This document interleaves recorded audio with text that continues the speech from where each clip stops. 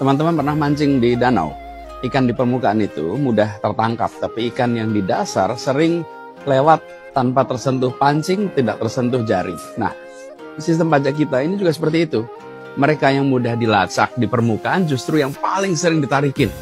Sementara yang bersembunyi di kedalaman lolos dari jaring. Nah, ini udah saatnya kita mengubah strategi. Jangan hanya memancing di permukaan yang sudah mudah diambil, tapi menyelam lebih dalam. Mengapa yang mudah selalu jadi sasaran? Jadi gini, sistem pajak kita ini memang dirancang untuk mudah melacak mereka yang tertib.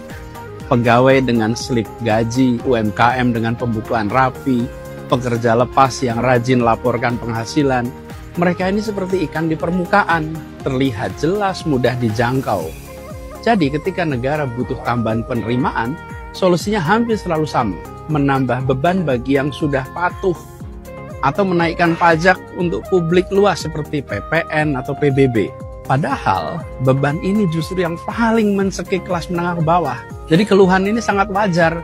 Tidak heran jika yang patuh justru sering bertanya, sudah tertib kok malah diperas terus.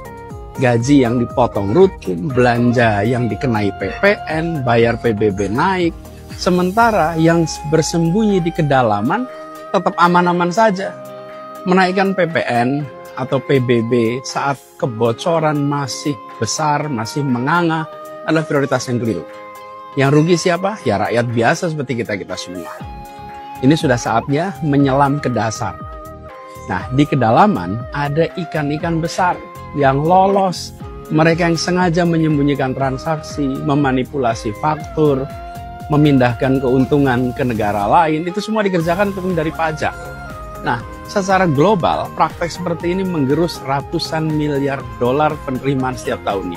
Lubang sebenarnya itu ada di sana. Bukan di slip gaji, bukan di struk belanja kita-kita semua. Apa yang bisa dilakukan? Ada 3 langkah yang masuk akal.